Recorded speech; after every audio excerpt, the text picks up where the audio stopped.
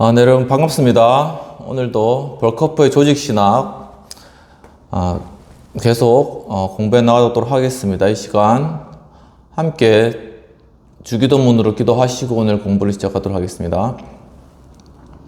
하늘에 계신 우리 아버지여, 이름이 거룩히 여김을 받으시오며 나라 임하옵시며 뜻이 하늘에서 이룬 것 같이 땅에서도 이루어지이다. 오늘날 우리에게 일용할 양식을 주옵시고 우리가 우리에게 죄 지은 자를 사하여 준 것 같이 우리의 죄를 사하여 주옵시고 우리를 시험에 들지 말게 하옵시고 다만 악에서 구하옵소서. 대개 나라와 권세 영광이 아버지께 영원히 있사옵나이다. 아멘. 우리가 지난 시간까지는 성경의 완전성에 대해서 저희가 공부를 하였습니다. 성경의 완전성과 관련하여서 성경의 신적 권위에 관해서 공부하였고, 이번 시간에는 성경의 필요성에 관련된 그러한 내용들을 살펴보도록 하겠습니다. 이 성경의 필요성, 로마 교회는 교회가 성경보다 우위를 갖는다는 전제에서 출발하기 때문에 성경의 절대적인 필요성을 제대로 인정할 수 없습니다.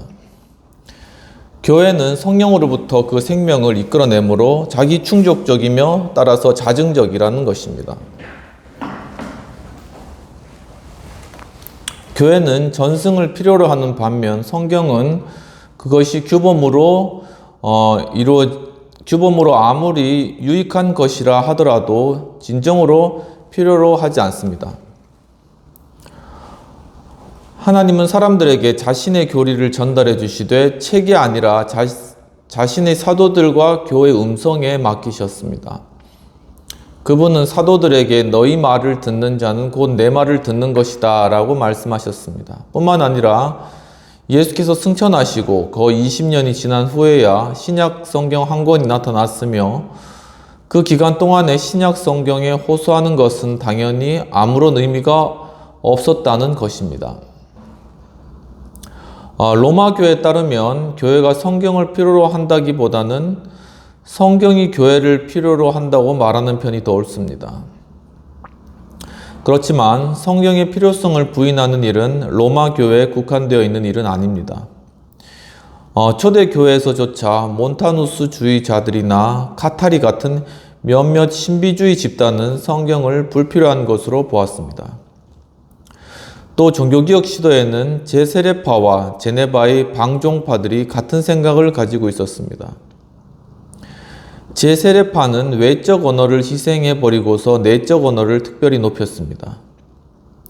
그들은 성경을 참된 하나님의 말씀으로 인정하지 않고 단지 증거로, 묘사로, 행동으로 철저하게 무기력한 글자로만 보았습니다.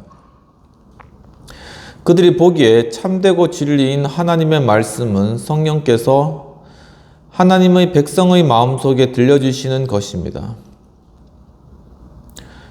슐라이마호 역시 성경은 교회가 만든 것이고 교회의 종교적 삶의 최고 표현이며 따라서 권위가 있는 표현이라고 하였습니다.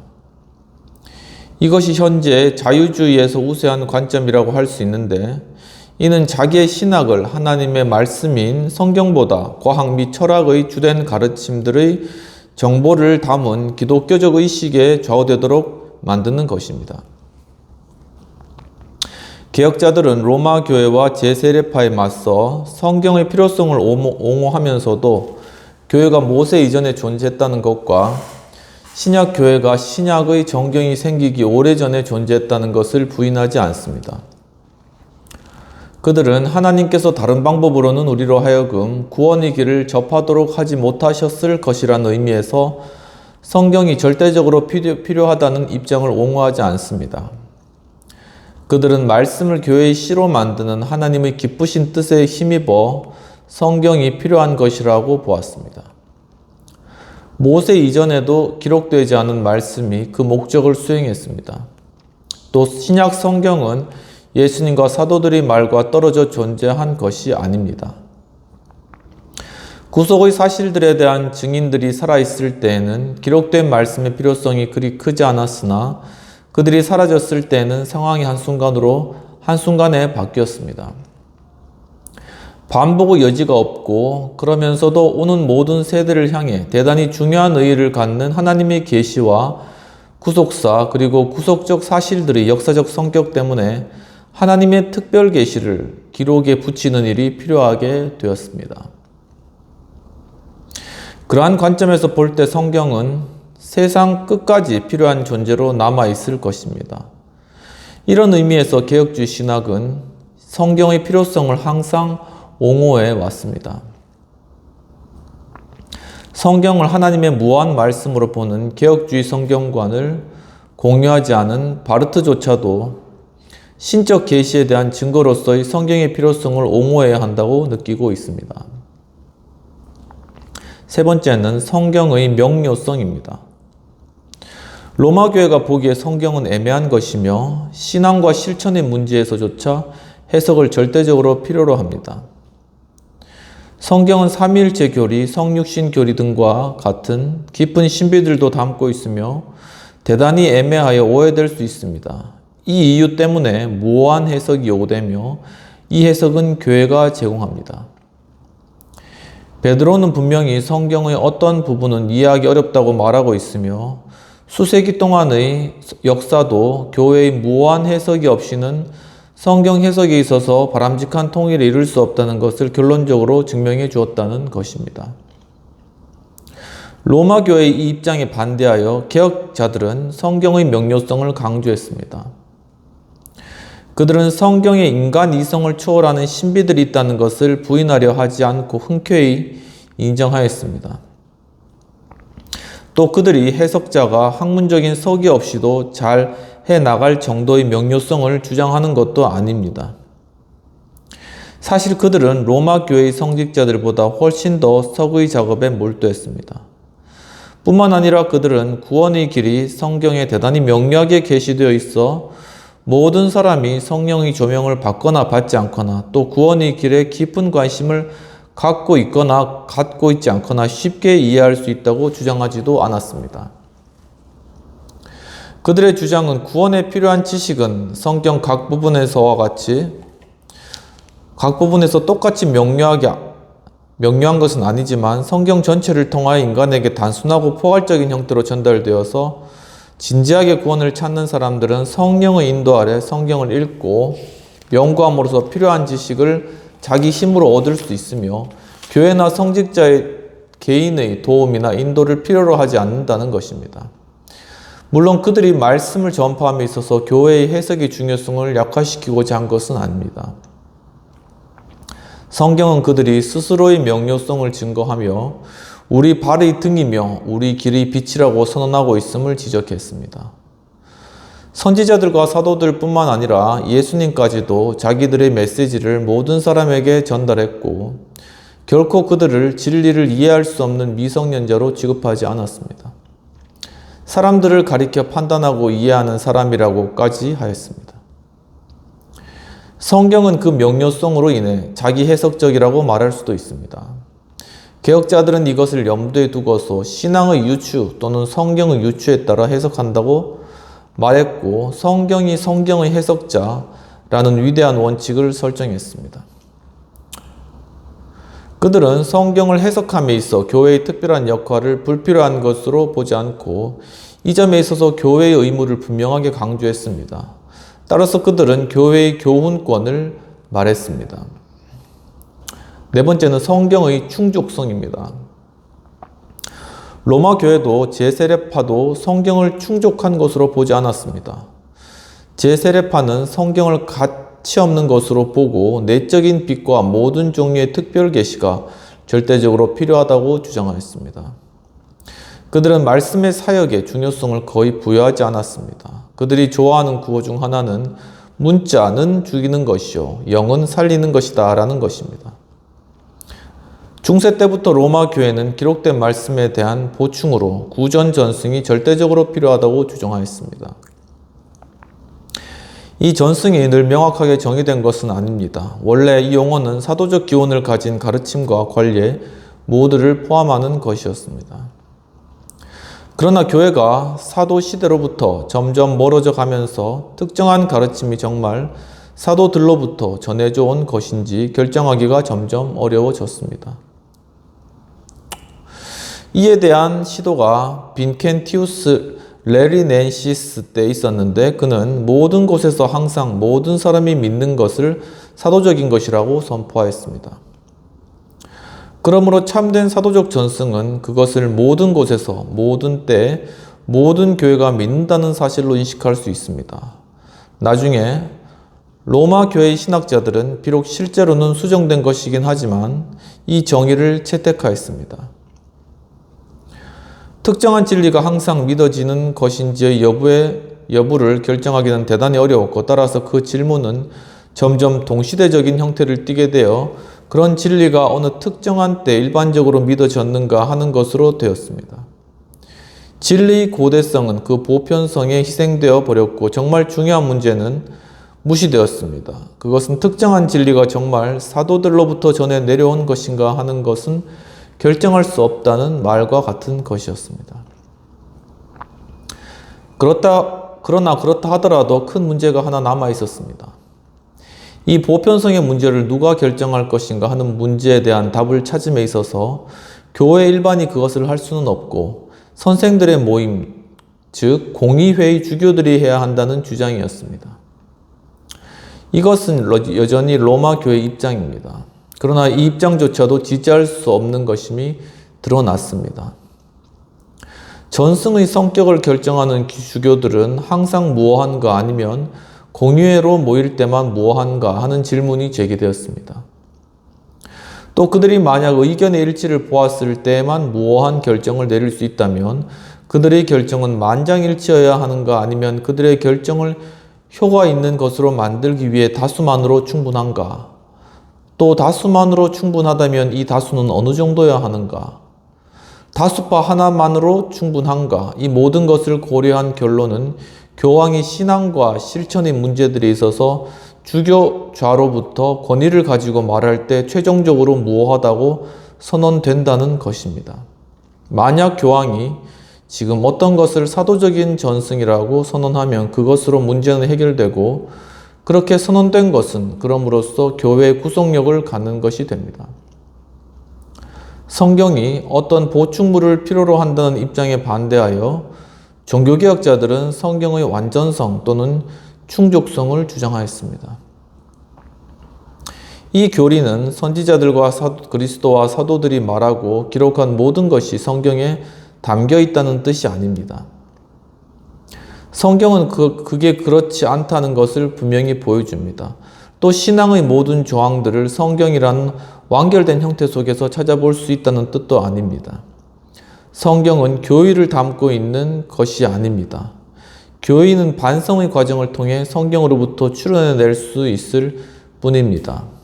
개혁자들은 다만 성경과 똑같은 권위를 갖고서 성경과 똑같이 양심의 구속력을 갖는 기록되지 않은 하나님의 말씀이 성경과 나란히 존재한다는 것을 거부하려는 것일 따름입니다.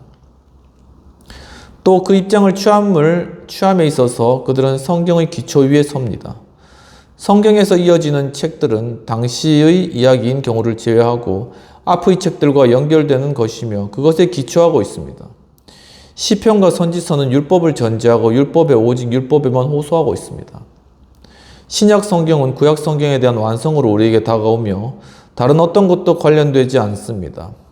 예수 시대에 퍼져있던 구전 전승은 인간의 산물로 배격되고 있습니다. 그리스도는 우리에게 신적 계시의 절정으로 최고의 최종적 계시로 제시되고 있습니다. 구원의 길을 알기 위하여 우리는 오직 그리스도와 사도들의 말씀인 성경만을 찾아보아야 합니다. 개혁자들은 기독교적 전승을 인정하긴 했으나 성경에 기초하고 성경에서 나온 것만을 인정하였고 권위에 있어서 성경과 같거나 능가하는 것은 인정하지 않았습니다. 깊은 연구를 위한 질문을 드리도록 하겠습니다. 로마 교회는 전승의 권위를 어떻게 성경의 권위와 나란히 옹호하는가? 그들이 사도적 전승을 그토록 중요시한 이유는 무엇인가? 성경의 규범적 권위를 구원의 교리를 가르치는 부분에만 국한시키는 것이 옳은가? 성경은 과학이나 예술에 대해서도 권위가 있는가? 성경이 도대체 성경의 필요성을 가르치고 있는가? 현대 자유주의 신학은 이것을 어떻게 평가하고 있는가? 성경에 대해 상호 모순된 많은 해석이 있다는 것이 성경의 명료성을 부인하지 않는가? 유대인들의 구전율법과 로마교회의 구전전승은 어떻게 서로 비교할 수가 있는가? 고린도서 3장 6절에 호소하여 성경의 충족성을 부인하는 신비주의자들의 주장은 타당한가? 라는 질문이 되겠습니다. 다섯 번째는 내적 인식의 원리입니다. 하나님에 관한 지식은 하나님께서 자신을 계시하셨다는 것뿐만 아니라 인간이 생내적이든 아니면 새롭게 하시는 은혜의 사역에 힘입어서든 이 계시를 이해하고 소유할 수 있다는 것까지 전제합니다. 그러니까 지금 이제 다섯 번째가 이제 내적 인식의 원리입니다. 지금 저희가 공부하고 있는 것이 교의학의 원리가 되겠습니다. 그 중에 다섯 번째 내적 인식의 원리를 저희가 공부할 예정이고, 다시 좀 살펴보자면은, 교의학의 원리의 첫 번째는, 원리 일반에 관한 그런 내용들을 공부했습니다. 두 번째는 종교라는 것에 대해서 공부를 했었고, 세 번째는 외적 인식의 원리, 즉 계시에 관한 그런 내용들을 공부를 했었고, 네 번째로는 성경의 영감에 대해서 공부를 했습니다. 그리고 이제 다섯 번째로 넘어와서 내적 인식의 원리에 대해서 공부를 하게 되는 것입니다. 그래서 내적 인식의 원리에서 하나님에 관한 지식은 하나님 자신이 계시하셨다는 것뿐만 아니라 인간이 생내적이든 아니면 새롭게 하시는 은혜로운 사역에 힘입어서든 이 계시를 이해하고 소유할 수 있다는 것까지 전제한다는 것이죠. 인간이 하나님께서 하신 계시를 이해할 수 있다, 소유할 수 있다라는 것을 일단 전제로 두는 것입니다. 만약 인간에게 그 능력이 없다면 신적 계시는 객관적으로 존재하더라도 인간에게는 영원히 낯선 것으로 남아 삶에 아무 영향도 미치지 못할 것이죠. 모든 지식 따라서 모든 학문은 주체와 객체 사이에 어떤 교류가 필요합니다. 이는 외적 인식의 원리와 함께 내적 인식의 원리가, 즉 인간이 하나님의 특별 계시를 분간하고 소유할 수 있게 해주는 원리가 인간에게 있어야 한다는 그런 뜻이 됩니다. 물론 절대적 관념론자는 이 입장에 동의하지 않을 것입니다. 왜냐하면 관념론에 따를 때 지식은 주체와 객체 사이의 교류뿐만 아니라 그 둘의 동일시까지 요구되기 때문입니다. 위계의 신학조차도 문제를 다른 방식으로 표현하려고 하였습니다. 위계의 신학은 객관적으로 존재하는 계시를 인정하지 않으며 인간의 삶과 특별 계시 사이의 접촉정도 믿지 않습니다. 계시는 단지 인간의 마음에 믿음을 일깨울 때까지는 계시가 아니라는 것입니다.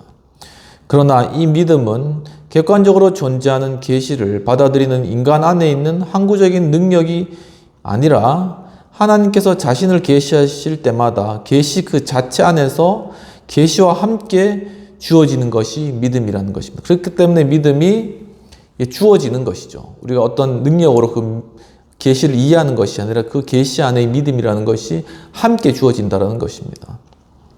이 점에서 주체와 객체 사이의 구분이 확실하게 없어져 버린다는 뜻입니다.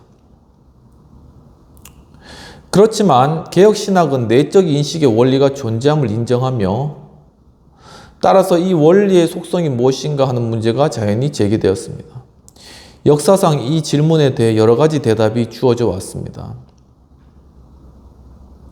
인간이 하나님의 계시를 판단하고 소유하는 기관을 연속적으로 인간의 이해력, 사변적 이석, 경건한 감정, 도덕의식 등에서 찾았습니다. 이것들을 차례로 살펴보도록 하겠습니다. 그런데 이제 개혁주 신학은 바로 어떤 믿음 안에 그 계시를 이해할 수 있는 능력까지 다 들어있는 것은 아니고 인간 자체 안에 이 계시를 이해할 수 있는 그러한 다양한 도구들이 존재한다라는 것에 대해서 이제 인정을 한다라는 것이죠. 그렇게 구분이 되겠습니다. 첫 번째는 인간의 이해력입니다. Human Understanding. 어떤 사람들은 내적 인식의 원리를 좀 더 구체적으로 사변적 이성이라고 불리는 것과 구분되는 인간의 이해력 일반이라고 보았습니다. 그들의 끈질긴 시도는 진리를 역사 변증적 기초 위에 세우는 것입니다. 첫 번째는 이 입장에 대한 역사적 서술을 보도록 하겠습니다. 첫 번째는 종교개혁 시대까지입니다. 그리스도 안의 하나님의 계시가 인간의 교만을 만족시키는 것이 아니라 인간을 겸손하게 만든다는 사실을 고려할 때 계시는 당연히 많은 반대를 만났으며 계속 자기 방어를 필요로 하였습니다. 이는 이미 사도시대에도 필요한 일이어서 성경에도 변증적 요소가 담겨 있습니다. 2세기 변증가들은 유대인들 및 이방인들에 맞서서 기독교의 진리성을 옹호했으며 기독교의 기초가 되는 토대를 설명했습니다. 그들은 의심이나 소위 중립성이 아닌 흔들리지 않은 믿음을 출발점으로 삼고 기독교의 빼어난 우수성, 그리고 특별계시 구속적 메시지, 성경의 고대성 및 통일성, 단순성 및 장엄성, 완전성 및 다양성, 예언과 기적, 교회의 증거와 복음의 복 등의 주의를 환기시켰습니다. 이 논증들은 뒤에 가서 비록 다른 맥락에서 취급된 경우가 많았고 또 늘 같은 성격을 띠었던 것은 아니지만 반영지주의 교부들의 저작에서 반복되었습니다. 스콜라주의 역시 믿음을 출발점으로 삼았으나 종교적 진리를 이성의 개념으로 바꾸려는 시도로 인하여서 진리를 자연적 진리와 초자연적 진리로 구분하게 되었는데 이는 양자 모두에게 유익하지 못한 것이 되었습니다. 그들에 따르면 자연적 진리는 이성으로 증명될 수 있으나 초자연적 진리는 권위에 의거하여 받아들여질 수 있을 뿐이라는 것입니다. 자연적 진리의 경우 과학적 확실성이 가능하나 초자연적 진리의 경우는 믿음의 수준 이상으로 올라갈 수 없다는 것입니다. 그들이 일반적으로 따른 순서는 비록 여러 가지 변형들이 있긴 하지만 다음과 같은데, 먼저 그들은 합리적인 논증에 의거하여 자연계시의 진리들을 증명하고자 하였습니다. 다음으로는 비슷한 방법으로 특별계시의 가능성, 필요성, 실제성 등을 증명하였습니다. 그리고 마지막으로는 이성을 강요하여 단순히 특별계시가 존재한다는 데 근거하여 그 내용을 믿음으로 맹목적으로 받아들이게 하였습니다. 특별계시를 믿게 하기 위하여 끌어다 댄 동기들은 점차 신뢰성의 동기라고 불리게 되었습니다. 신적 계시인 성경이 교회의 증거에 의존한다는 논증은 로마교회에 의해 특별히 종교기에 의해 발전하게 되었습니다. 그렇지만 그런 모든 논증들은 성경을 하나님의 말씀으로 받아들이는 일의 타당성은 증명할 수 있을지 몰라도 인간적인 믿음만을 낳을 뿐 결코 신적인 믿음은 낳지 못합니다. 로마교회 신학자들은 대개 변증학을 높이 평가하지만 그들 가운데서도 이것을 인정하는 사람은 많이 있습니다. 로마교회는 인간이 하나님의 계시를 아는 지식에 이르는 길을 다음과 같이 표현하고 있습니다. 첫 번째는 초자연적 계시는 자연적 계시에 근거하여 생겨나며 정도에 따라 연속적으로 소요될 수 있을 뿐이다. 두 번째로는 다양한 증거에 의해 인간은 자연 상태에서 먼저 믿음의 서문을 이루는 자연 신학으로 인도된다. 이 점에서 증거들이 증명될 수 있는 것이므로 과학도 가능하다. 일반적으로 이 단계에선 아직 믿음을 말할 수 없다.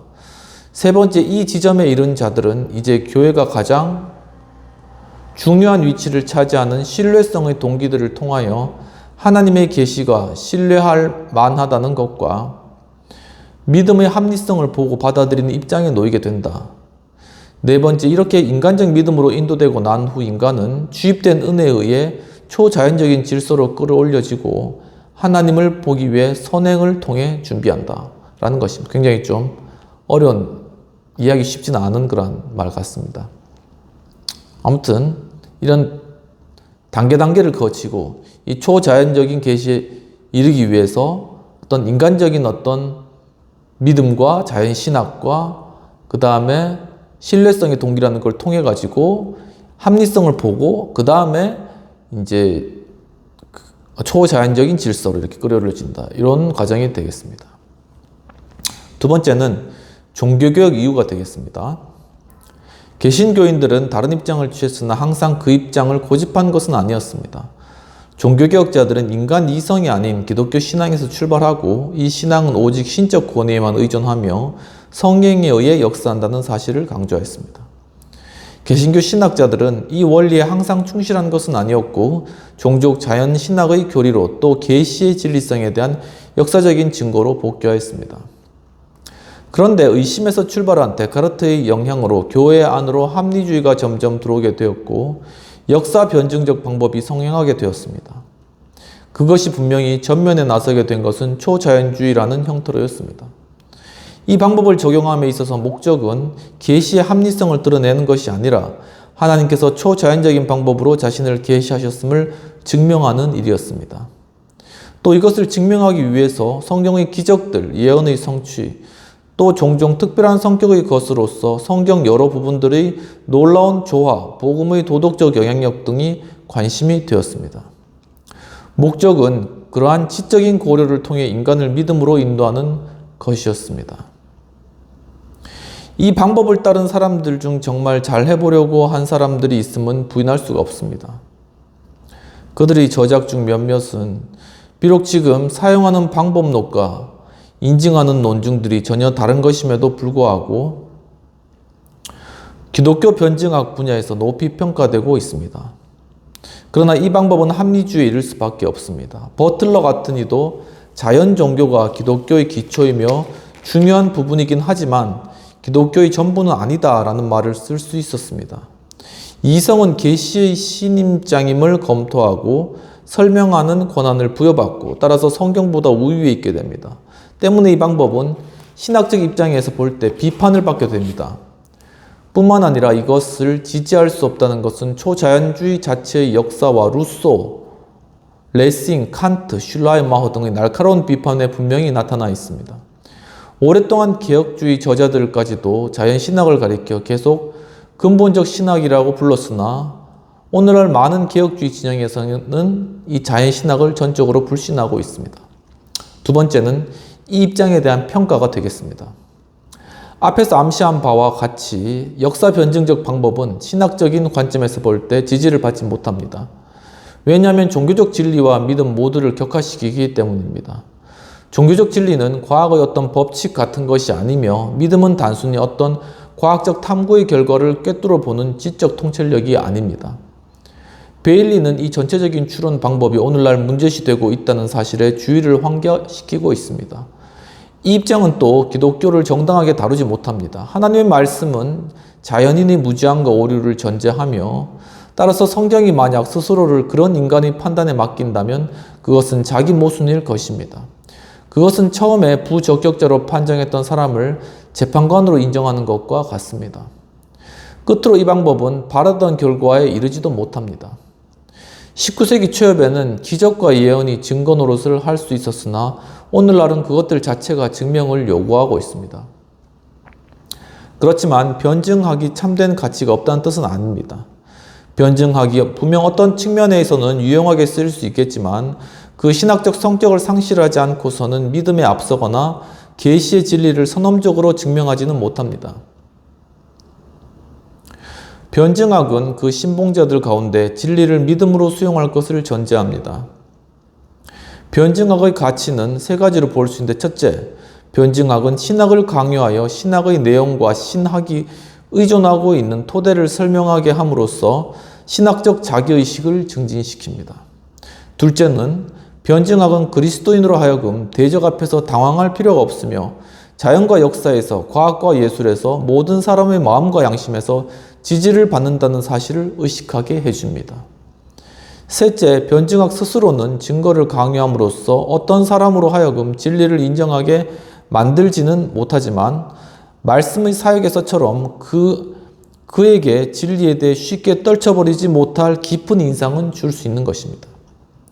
그렇지만 현실에 있어서 변증학이 그릇된 방향으로 달린 경우가 많이 있습니다. 첫 번째, 변증학은 스스로 믿음으로부터 분리되어 신학 밖에, 위에, 앞에 자리를 차지하고 그럼으로써 자기에게 해당되지 않는 권위를 요구하고 있습니다. 둘째, 변증학은 종교적 진리로 하여금 그 진리의 속성과 전적으로 모순되는 순전히 지적인 근거에 전적으로 혹은 부분적으로 의존하게 만드는 방식으로 믿음과 지식을 분리시켰습니다. 셋째로 그 결과 변증학은 그 과학적인 노력과 관련하여 마치 자기가 지성을 통해 마음을 변화시키고 건전한 추론을 통해 경건을 증진시킬 수 있는 것처럼 지나친 기대를 품게 되었습니다. 이까지 내적 인식의 원리에 관하여서 공부를 하고 다음 시간부터는 사변적 이성과 관련된 것들을 함께 공부하도록 하겠습니다. 기도하겠습니다. 하나님 아버지, 참 오늘 또 성경의 그러한 권위와 또한 성경의 그러한 어떻게 성경을 받아들일 것인가, 또한 우리가 성경을 또 하나님의 말씀 계시를 받아들일 수 있는 그러한 우리 안에 있는 근거는 무엇인가에 대한 것들을 함께 조직신학적으로 검토할 수 있도록 살펴볼 수 있도록 인도해 주신 것을 감사합니다. 이러한 과정들을 통하여서 우리가 좀 더 진리에 대한 우리의 믿음을 확고히 하고 우리의 믿음의 근거가 어디에 있는지를 살펴보며 또한 참으로 또한 우리의 삶 가운데 또한 예수 그리스도에 관한 복음을 사수하고 또한 그것들을 지켜내가는 일들 가운데 이러한 공부들이 귀하게 쓰임 받을 수 있도록 도와주옵소서. 감사하고 모든 말씀 우리 주 예수님 이름으로 기도합나이다. 아멘. 네, 오늘도 조직신학 공부 함께 참여해 주셔서 감사드립니다. 날씨가 7월 상당히 더운데 건강 잘 유의하시고 또 하나님 말씀 가운데 큰 유익 누리시는 한 주 되시기를 기원드립니다. 기도합니다. 감사합니다.